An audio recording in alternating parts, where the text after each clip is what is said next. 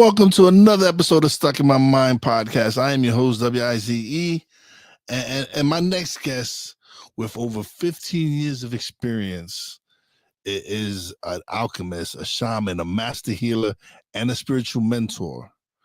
Welcome to the show, Michelle Hawk. Hello. Hi, thank you so much. I'm really happy to be here. Oh, the pleasure's mine. I love having these conversations, especially when it comes to holistic healing and stuff like that. These are some of my favorite episodes.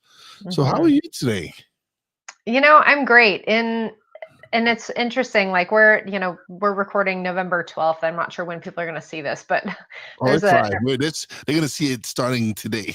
Oh, great. Okay, amazing. Okay, so everyone's on the same timing page. Yes. So we're in an interesting crucible right now in the US, and there's a lot of emotion going on. There's a lot of energy moving around, and Yes. and I feel really activated in my warriorship, my conviction, my how I'm here to serve.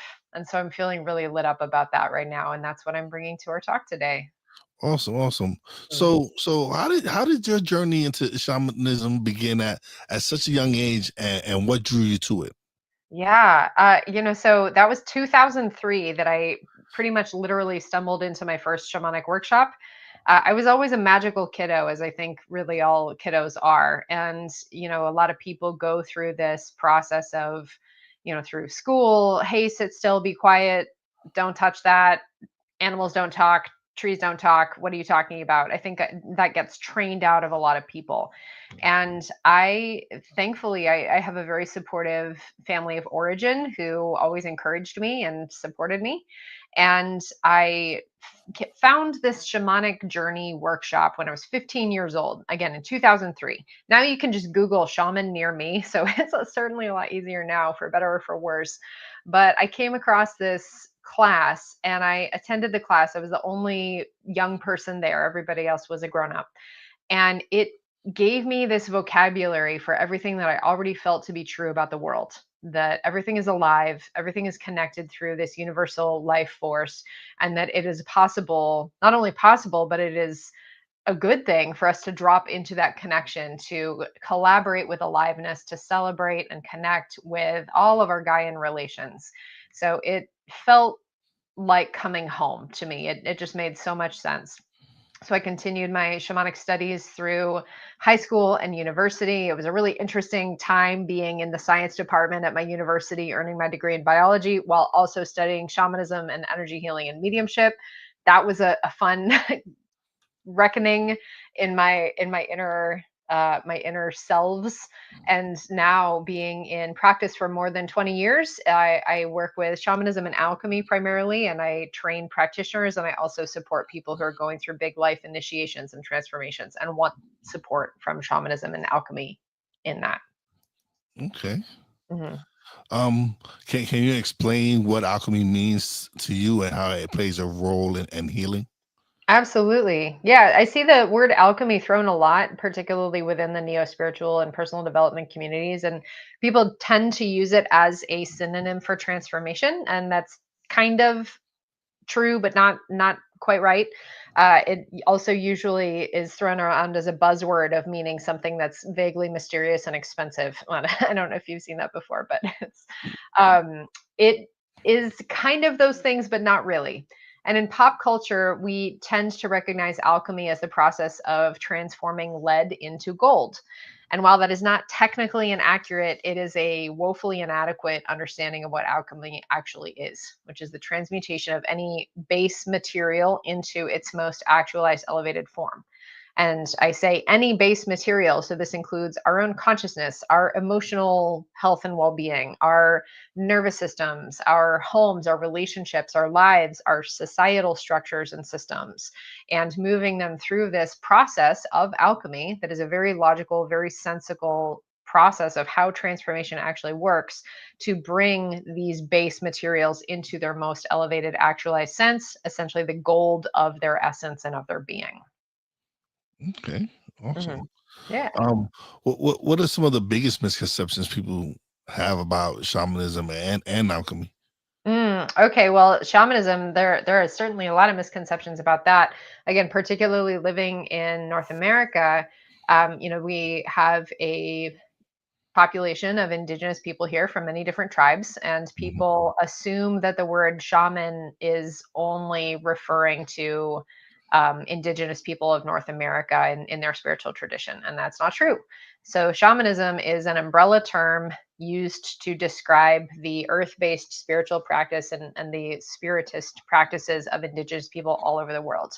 There are Yes. also shamanic practices that come from Mongolia, Siberia, the Celtic shamanism, Norse Mhm. shamanism, from the indigenous peoples of Australia and certainly all over Africa. There are many different, very rich shamanic traditions. And I am initiated into primarily my lineage that I hold comes from what is now Hungary. And I've also studied in Celtic shamanism, and then I have studied and practiced with both North American and South American indigenous teachers as well.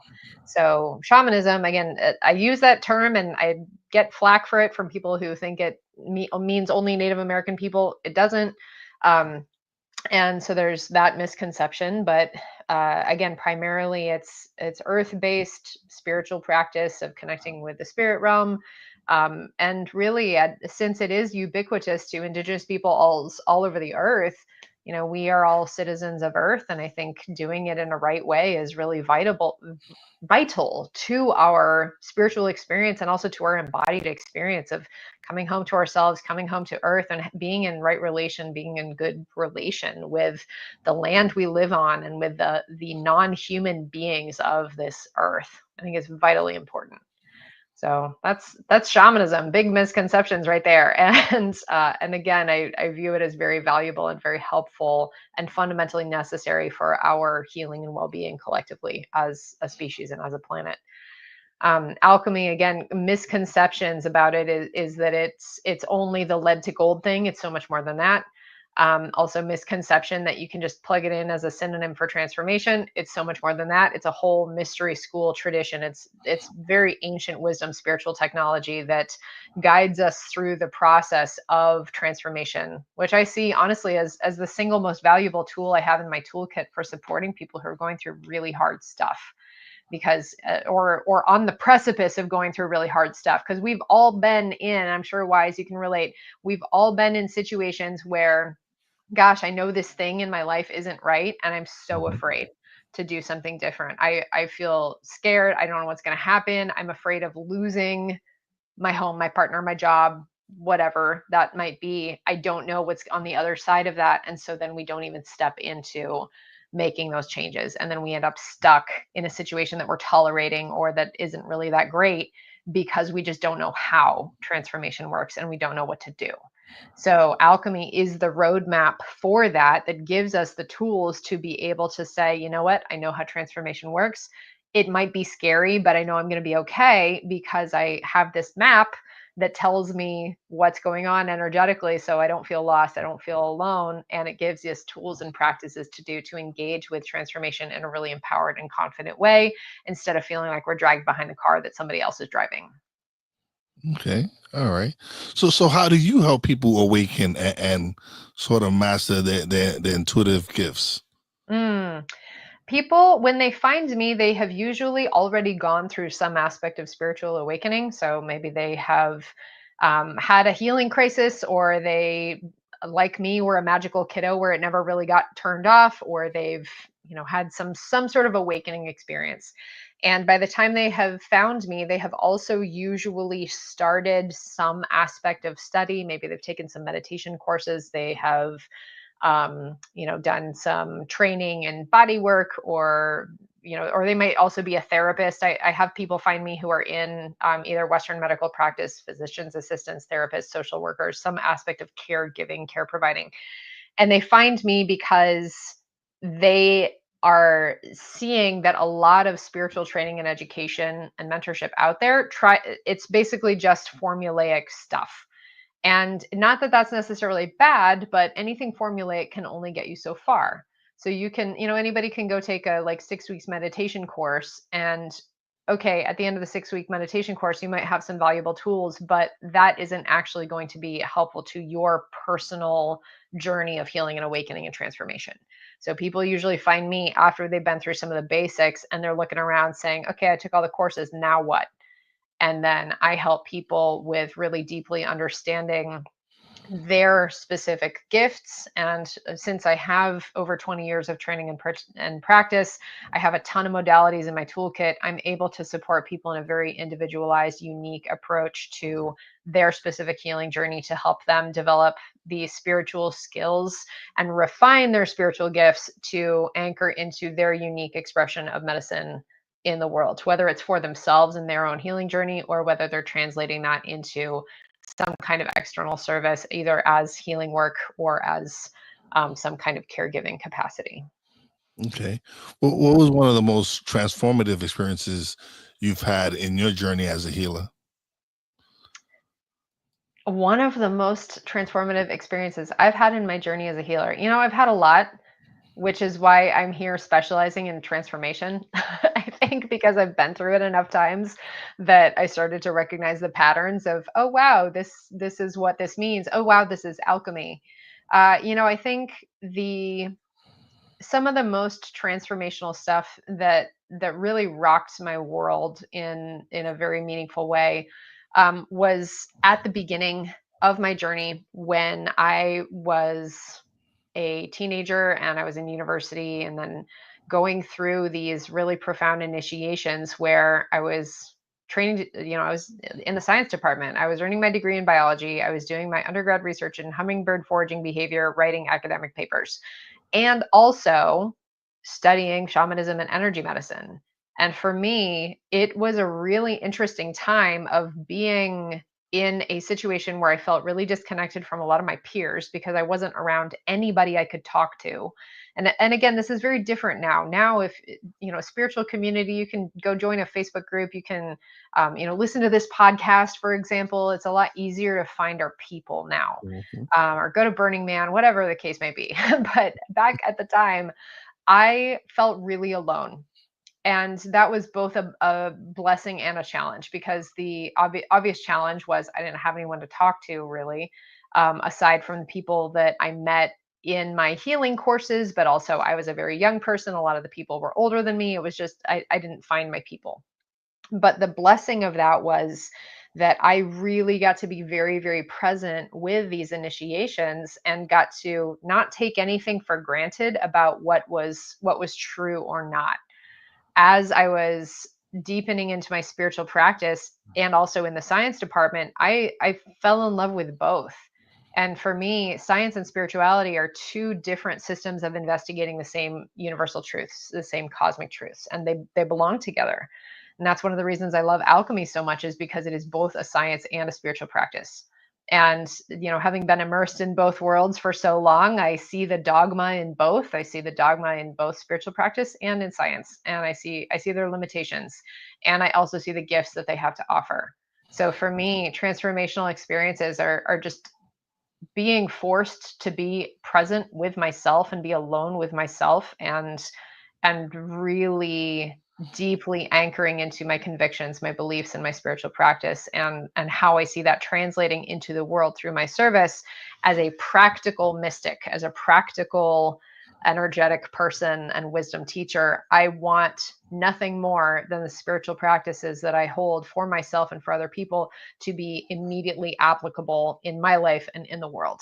Because if we cannot translate our spiritual practice off our meditation cushion, like if those principles don't apply in your life, they're not worth your time. Mm, okay. Mhm.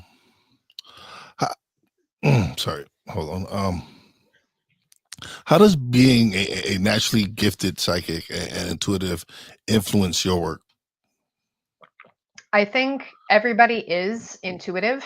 And again, generally, people go through a lot of conditioning that trains us out of our empathy and our intuition. Yeah. and and to our detriment, really. And I think that I happen to be very practiced at it because I leaned in. So I should say it. Yes, I'm naturally gifted, but so is everybody. I'm just have done it over and over again. Um, you know, And I think that it has really supported me in my work because there's so much in working with healing energy and working with spiritual forces where we need to have a really finely tuned intuition. And as a healer, part of what we're doing is we are working with the seen realms and the unseen realms. And being able to attune and work with and invite in these powerful spiritual forces is essential in working with shamanic practice, energy healing practice, alchemy. All of them are mediumship based practices. That is one of the underlying principles of all of these mystery schools, is they are necessarily plugged into the spiritual frequencies. And so then when we have a lot of trauma, when we have a lot of stuff on top of conditioning and layers and dysregulation, nervous system dysregulation, other people's ideas, who we think we're supposed to be, quotes, um, that ends up creating a lot of gunk in our field that makes it very hard to sort through and access our underlying intuition. So as we cultivate our intuition, it's not a matter of the messages aren't there or the spiritual beings aren't there. They are there. They're always there. But can we hear them? How skilled are we at listening, understanding, actually receiving those messages, and then interpreting them in a way that makes sense? And that's really what intuition is. It's just getting better at listening, getting better at receiving the information that is already available to us about our own health, our well being, our spiritual nudges from our guides. And then for those of us who are working in support of other people, receiving intuition on their behalf and being sure that it's a really clear message. Being an intuitive and accessing our own psychic power necessitates that we are very clear channels, because if we're not a clear channel, then we cannot trust that the information that we're receiving and then interpreting is actually coming through a clear filter. So Is that, I'm sorry, is that why children are kind of more, they're much more clear channel than us, because of the fact that they haven't been tainted and they haven't been programmed and they haven't had all these misconceptions put yeah, on them? I think generally, yes. Children are very intuitive, very sensitive, and that's largely the reason why they come in clear. We come in clear, and then it's usually gunk piled on top that gets in the way. And so then there's this process of de-gunkifying of how we actually come into our intuition. It's not that it's not there, it's just that you need to clear the channel so that you can access it. Yeah, yeah. Mhm. So what practices or rituals do you recommend for someone new to the healing arts? New to the healing arts, generally. So I have a system that I take most of my clients through, even the ones who are not new, who have been around for a while. And I find that when I lead my clients through these practices, I call it like the foundations of energetic mastery. Even the experienced ones say, wow, I've never done that in that way before, or here's this new layer that I never really thought about that made a huge difference for me. So the foundations of energetic mastery, and I take most of my clients through this is something I've developed over the years of helping people anchor into awareness and consciousness practices to be able to sense, feel, project, and direct energy. So this is like going to the gym for your energy body. Say, for example, as a professional athlete, let's say like, I don't know, a tennis player, right? They still need to do all the foundation conditioning, strength, and flexibility.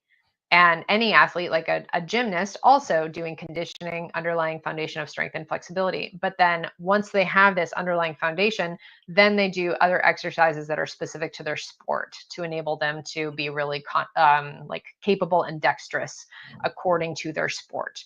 But that underlying foundation of strength and conditioning and flexibility is going to be the same. So in our energy body, we do these conditioning practices to train our acuity to then apply according to our quote sport of how we're using our energy and attention. So the consciousness practices really help us again cultivate that conditioning that then we can use according to whatever practices we're doing. So that's the beginning, and then working with clearing energy, how to, again, the degunkifying, right? Whether it's our own energy, old stuff, hidden, trapped emotion, tension, stagnation, but then also other people's energy, societal conditioning, entity attachments, whatever the case may be. So clearing and releasing that, grounding and anchoring into ourselves, our bodies, present time awareness into earth, resourcing ourselves, nourishing and cultivation to increase our capacity, hold more energy, and then creating a protective field. And so that's your 30-second rundown on the, the foundations of energetic mastery. But obviously, I take a long time bringing my clients through that. Okay. Mhm. Mm. How can someone begin to discover and kind of learn how to start mastering their abilities? That's a good question. Usually, honestly, people already have little glimmers of an idea of what that actually might be. Hmm. And I think that when people come to me, often people come to me wanting to know what the end is already. And this is a universal temptation. I've been there myself over and over repeatedly. And I have found that um, there's this interesting balance between the area where people tend to have a lot of resistance ends up being a really juicy area for them to lean into and ends up being part of the medicine that they often end up offering because it's the hardest won knowledge. And it's like we get to become an expert in the thing that we most need. And I think about my own relationship to transformation. We've briefly touched upon alchemy a couple times in this Hmm. conversation already. I can really distinctly see in my life, like pre-alchemy, post-alchemy, like how I was relating to healing and transformation because it made such a profound difference for me in my life. And I look at some of my own medicine, my own resistance was really around change and how I engaged with change and felt, afraid and resistant and pushed it away and tried to control it and grip it very tightly. And so that was some of the biggest medicine that I needed to learn. And now going through the process of alchemy and going to my study and practice of alchemy, now I have that tool in my toolkit and it is hard won wisdom, yo. It is like it is in there. So I look at as people are looking at mastering their gifts and wanting to anchor into their gifts, it's very much a process of understanding the initiations that you have been through already and working through the initiations yet to come and coming into really like a conscious, I'll say a conscious working relationship with your medicine. That is a big growth area that I see for a lot of people where people have these innate abilities or innate understandings, but they don't necessarily have it anchored into their conscious awareness. It's not in their mastery yet. So I bring people through both through my one-on-one mentorship and then also through alchemy. I have a 200-hour alchemy certification course that I've developed and teach. And it's a year-long apprenticeship, deep dive into the mysteries. And it's all about working with these principles of transformation and applying them in ourselves, our lives, and in the world. And so I bring people through these really deep initiations that are all about consciously anchoring into their own mastery and developing fluency and dexterity with their innate raw connection. And I think that that's a lot of it there because again, it's like you're already magical. Like you here listening, you're already a magic person. You're already connected. You're already you have this in you, but it might be just raw right now. You need to sand it out a little bit. You need to refine. You need to develop skills. You need to, just like a baby learns how to walk, like it just takes time and strengthening and support. And you're going to fall down a few times. We always do. But having somebody in your corner to help guide you, give you practices to learn to, again, increase your strength, increase your capacity, help you ask the right questions. That's a really good one too, because sometimes people get really frustrated when they feel stuck, they feel lost, they don't know what to do, where to go. And then you have somebody in your corner who's been there already. Like I've been here over 20 years doing this. So I ask the right questions of like, hey, have you tried this? Let's look at this way. Here we go. Here's a practice for that. And then developing their skill. But many people aren't comfortable with change. That's Mhm. kind of why they stay stuck in the same place, is because they're afraid. They're Yeah. afraid of the change that might happen. Yeah. Um, can okay. Okay, wait. All right, well, what is the significance of mentorship in your work, and how do you approach guiding others? Hmm. I am so grateful to have had the mentors in my life and in my practice that I have had. And I see my shaman mentor that have been working with for a very long time, who initiated me into the shamanic lineage that I hold. I met her in 2009, and she has been a very consistent force in my life. So I see, having had the mentors that I've had, it has made all the difference in the world. And just before you asked me about mentorship, you said people feel fear and resistance to transformation. And I would say, a lot of people through spiritual initiation, it's it can be very intimidating. It can be very scary. And whether or not you ever plan on offering this as a practice, whether you're like, oh, I want to go practice energy healing in the world, or whatever the case may be, um, it can be very, very intimidating, because we're working with these very powerful unseen forces, and we're working with our own deep dark stuff. We're working with our trauma, we're working with our healing. We might be working with past life influences. We might be working with unwelcome or unpleasant spiritual forces, entity attachments, psychic attacks, all sorts of things. And I say that not to scare anybody. I say that not as any, like, and no fear mongering here, just a very realistic view of, there are forces that are much more pleasant to work with, and there are forces that are very unpleasant to work with. They both exist in the world. And the way, and yet, here we are, we humans exist in the world where, we know that there are plants that are safe to eat and plants that are not safe to eat. And there's a certain degree of common sense when you're out in the forest. Same as, there are places that are generally a little more comfortable and safe to go, and places that are less safe to go. Like, if you're going to climb a mountain, like, you should probably know what you're doing. And so there's a degree of common sense in that, and a degree of having guidance. So, like, if you're going to go foraging in the forest, take somebody with you who knows what the mushrooms are. If you're going to go climb a mountain, do the necessary training and the conditioning to make sure that you're going to be safe, and take a guide with you. And the same is true in our own spiritual realm, of having a guide with you, having a spiritual sherpa to help you carry your bags, and show you which path to take, and help you ask the right questions of yourself, and give you the practices, is going to make your life a lot easier. And it doesn't mean that you can't do it without a guide. It just might take you a lot longer, and you might eat some kind of poisonous mushrooms on the way, and maybe puke your guts out, so to speak, right? But here, with these unseen realms, there are dangers there. It's not that it's not all only light and love. It is also, just as there is light, there's also shadow. So it's just a good idea to have some common sense, to stay safe, know what you're doing, know what you're working with, and what you're inviting in, and then tools and techniques to help you avoid those things, and then tools and techniques of what to do if you do end up encountering an unwelcome entity attachment, for example. Having a mentor in your corner makes all the difference. Yeah, and I think in any field that you're in, you should definitely have a mentor and have someone you can talk to, and because they've been through where you want to, they've been through the experiences you're gonna face eventually. Hmm.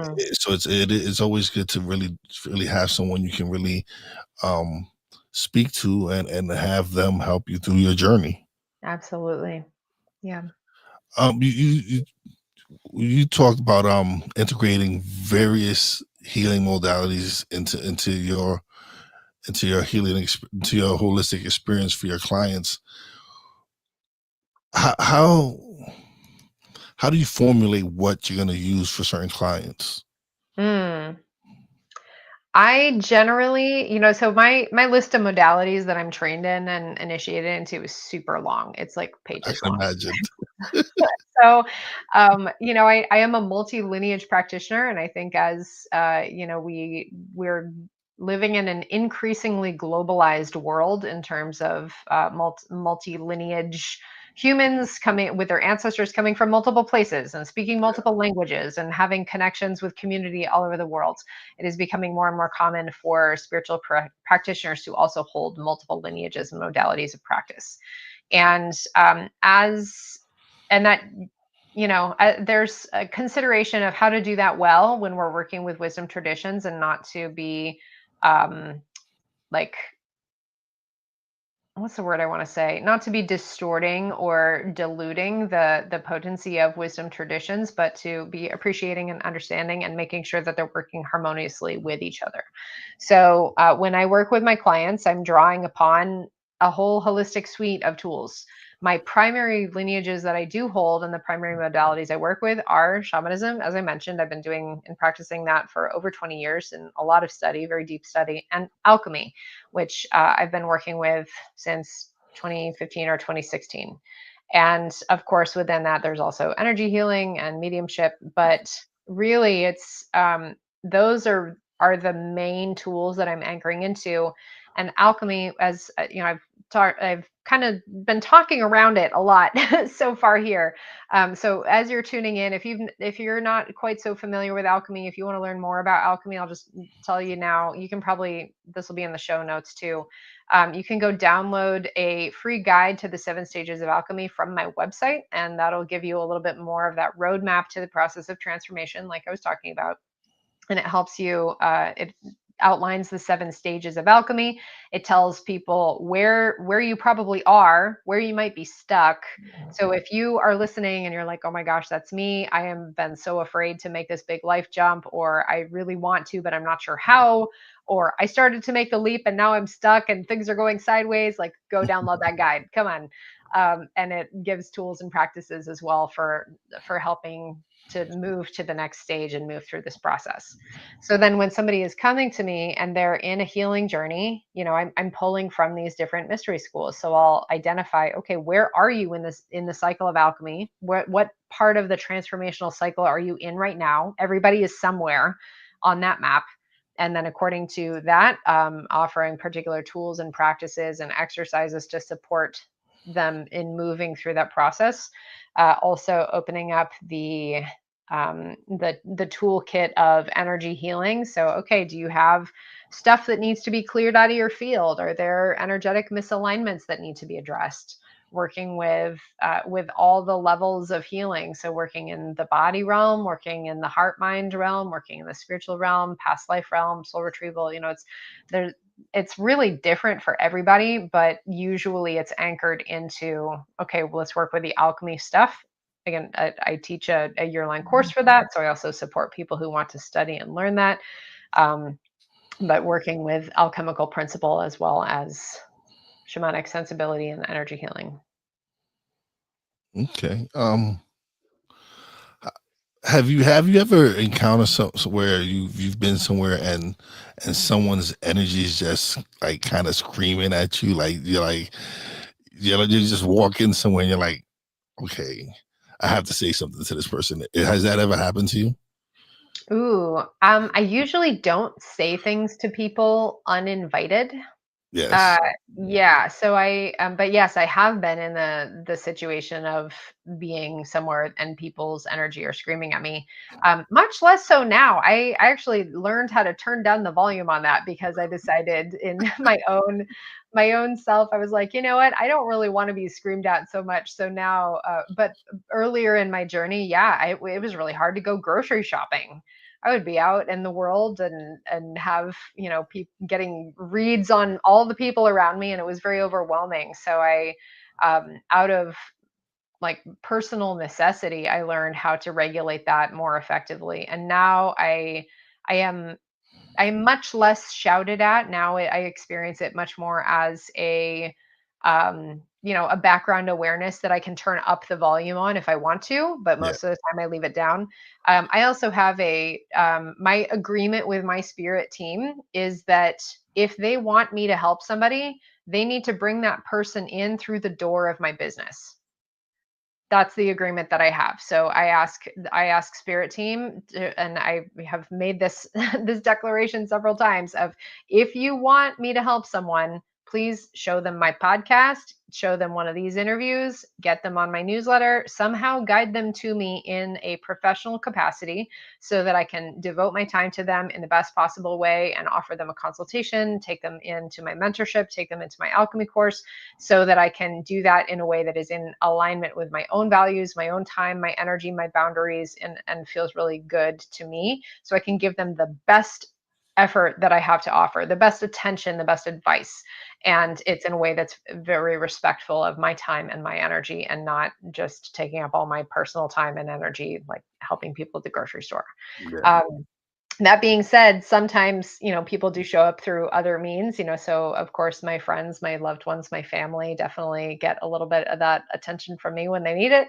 And then of course, I often end up in that position with people at the dog park too. There's something about the dog park where you end up just like cracking open, and then people are crying in the field, and it's like, okay, we get to go into healer mode here too. Awesome. Yeah. I had this question and it just kind of lost it. But Yeah. Okay. I did. Hold on. And it wasn't something. It wasn't a regular question. It was just something. Oh man, I lost it though. It probably come back though. Okay. Oh, okay. Now I know what I was going to ask you. Mhm. You mentioned your podcast. Yeah. Um, what made you want to start your podcast? Being that I love doing my podcast, it interests me to know what got you started on your podcasting journey. Absolutely. Yeah, my podcast is called Shaman Sister Sessions. So if you are interested in more conversations about mysticism, spirituality, energy healing, all things related to that, y'all can go hop over there and check it out. I began that with my co-host, my best friend and co-host, Catherine Bird, in 2016, right Wow. before, right before what I'm calling now disaster election 1.0. And so here we are 8 years later, and I mean, y'all, regardless of your political beliefs, I am Yeah. a liberal believing in human rights and environmental protection. I'll just be very clear about that right now. We don't have to get more political than that. But at the time, it was, you know, she and I, my best friend and I, we have awesome conversations all the time where we're asking really great questions about, like, hey, here's this thing that I'm noticing in my practice. What are you noticing? And she's also a shamanic practitioner and a very skilled healer as well. So we were having these awesome conversations. We were collaborating on offering events and some healing work, and doing really cool stuff together. And it was actually her idea. She said, "Hey, do you want to do a podcast? I think that'd be fun." I was like, "Yeah, sure, that sounds great." And so it was mostly just saying yes to more great conversations with my best friend, which is the best possible thing. Yeah. But it evolved also of like, I really love getting to have conversations like this. I really love getting to be the resource of information that I wish I had had at various times in my life. And I Yeah. know that there are a lot of people out there who are asking questions like we're talking about right now of, gosh, I feel overwhelmed by psychic information. What do I do with that? Or I Well, feel like I want to make these transformations in my life. Where do I start? And somebody out there actually has a question. Tony, oh, who's great. a loyal listener and follower. He's shout out to Tony. What's going on, Tony? He wants to know, Michelle, if I may, do you pick up on others' energies as if you do know what it is yours and what it is the collective? Yes. So that is a really great question. And remember back to the foundations of energetic mastery that I mentioned previously. One of the earliest, what's the word I want to say? One of the most important early skills that I help my clients cultivate is being able to tell the difference between what is your energy and what is not your energy. And that people pretty universally have that question of, well, how do I know? How do I tell? And again, like we talked about the gunk on top of all of our layers of intuition, that is one of the the first and most important things that we learn how to sort through, of just being able to tell the difference of like, oh, I'm feeling this yucky feeling. Does that belong to me, or did I pick that up from someone else? Is that from my mom who's going through a tough time, or from somebody at the grocery store, or is that collective trauma and pain that I'm feeling? And the how we tell, that was part of the question, right? Like, do you pick that up, and how do we Yeah. tell, was that the question? Okay. How we tell the difference? Well, there's not really a short answer, but we learn how to tell the difference by attuning, by strengthening our acuity of our energy body and our sensing and feeling. I talked about sensing, feeling, projecting, directing energy as kind of these fundamental skills. So that would be a learning to sense and feel your own energy body, your own frequency, and then from there cultivating that discernment to be able to tell the difference. Now, again, I know that's kind of a half answer, not answer, and but I would say the answer would be, imagine if you have a farmer who has sheep, and like some stranger walks on the farm, they're not going to be able to tell the sheep apart. They'll look kind of the same, but the farmer can tell the difference. The farmer knows because the farmer's been staring at the sheep for however many years, right? And so the same is true of our own energy body. When you practice and you develop, again, these skills that I do teach people how to do, you develop that acuity and that subtle perception to be able to discern the difference of, okay, this is consistent with my own energy body. I can tell that this does belong to me. It's uncomfortable, but it does belong to me. And so I'm going to sit with it like that. Or no, this doesn't belong to me. I picked this up from somebody else. So I'm going to clear it out of my body and my energy field and release it. And then if I feel that that's appropriate and welcome, then I can offer some healing to that aspect of the collective or to that person's energy and offer a prayer for their well-being. But it really comes down to practice and subtle perception, and cultivating your acuity in that realm. Awesome. Awesome. Yeah, great Um, question. Thank you. Do we have more questions? no, that's it. That's the only question he had. But that's Okay. that's one of the reasons I kind of uh shifted. Plus the fact that I was tired of editing my shows, I shifted Mhm. more to live shows because you never know, someone out there might be listening and they and have a very interesting question like Tony did. So Yeah, that's why I enjoy doing the live aspect of the show, because now the audience becomes part of the show. I love it. It's great. Oh, You asked. he asked about grounding. Oh, great. Okay. I was going to say, you asked about my podcast, and in the early days, we always used to record live, and that would Yeah. be the thing that we did. And then we got out of that schedule, I think, just because it became hard to do it consistently at that time. Mhm. But yeah, I do miss that. I like the questions piece. Okay, Tony, what you got? He wants to know about grounding. Okay. What about it? Tony. She wants to know what is it, Tony? So if you could kind Like, of what is yeah. grounding? How does it work? Why is it important? I can. Well, let's do it that way. What is Okay. grounding? Awesome. Yeah. What is grounding? Why is it important, and how does it work? So grounding is a very common term that people throw around in the healing space. Everybody knows what it feels like to feel ungrounded. So we usually start a definition there. If we're ungrounded, we feel disconnected from our body. You might be going through like a dissociation response. You might have your attention really scattered, disconnection from earth, disconnection from present moment and connection. So grounding then is, I define grounding as we're really anchored and present in three different things. Our body, our own body, you're actually inhabiting your bioform, present and connected with the earth, rooted into our planet Gaian mother. And then the third piece that happens by virtue of the first two is anchored in the here and now, because the present is where we have power. The present is where we are able to work with energy, work with our consciousness, but it has to come from the connection of the first two. So some methods of grounding I saw you ask about there. We become ungrounded when we're staring at our screens all the time. We're having a lot of external influences. If we spend all our time inside, not going outdoors, paying attention to everything outside of us, right? So we can look at, okay, well, the causes indicate the cure, so to speak. So the methods for getting grounding, there are many, many methods for getting grounded. But my simplest answer is go outside and touch the earth, feel the ground, feel your body, whether I mean, here in the northern hemisphere, it's getting cold, right? So might not be the best time to be outside barefoot, but like go put your hands on the trees, or even if you're living in a city, like there is a patch of dirt somewhere you can go touch. I'm certain of it, or go find a Oh plant yeah. growing going through the sidewalk, right?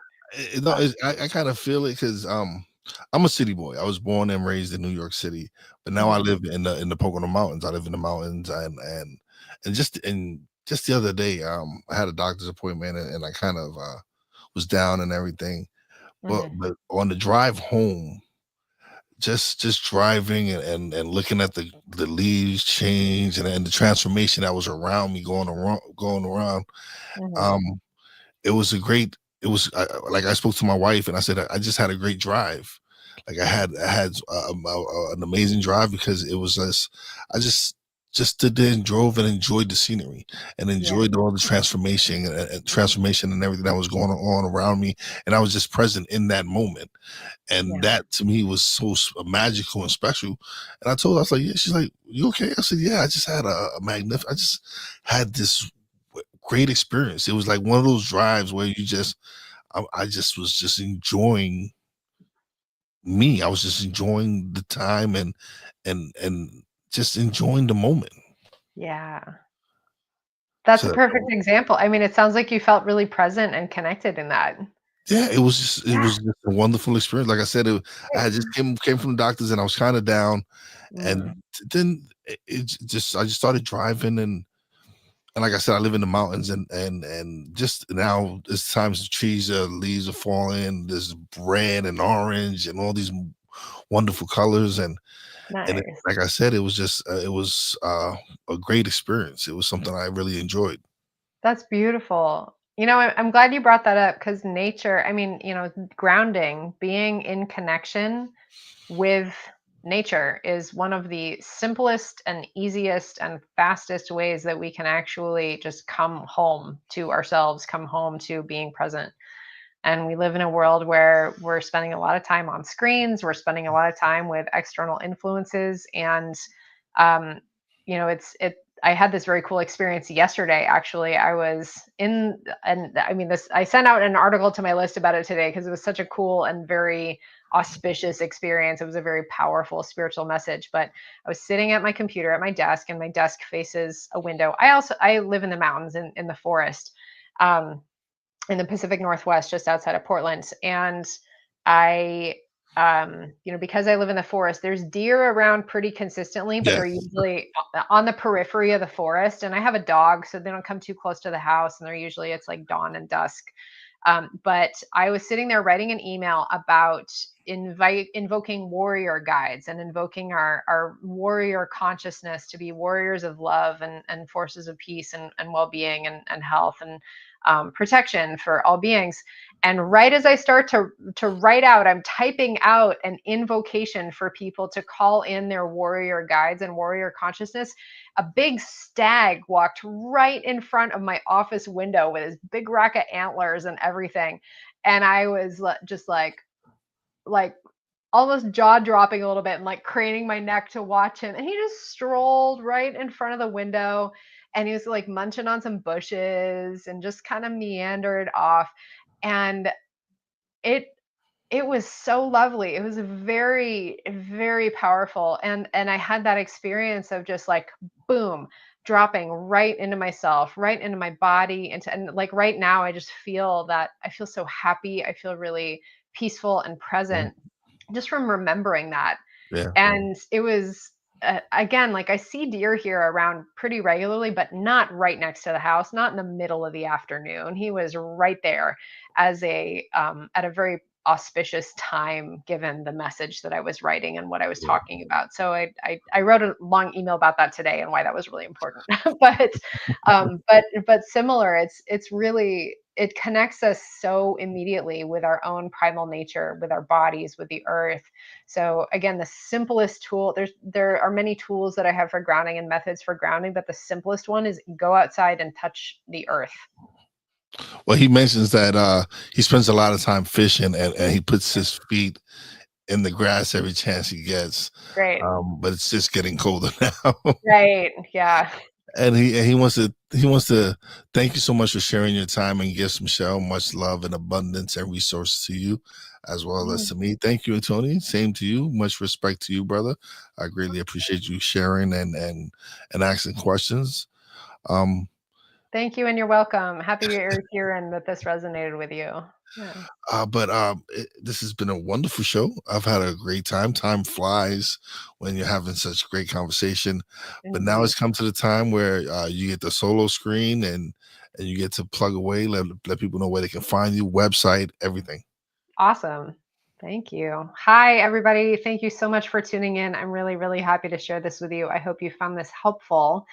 As I mentioned, I offer various tools of healing and mentorship work. So, if you are a practitioner who wants to expand into your spiritual skill development and support your practice, or if you're not a practitioner, but you're a magic person, spiritual seeker, and you want some help, whether it's through your own healing, your transformation, or going through a big period of change in your life and you would like my help with that, then you can find me through my website, michellehawk.com. That's Michelle with two L's and hawk like the bird.com.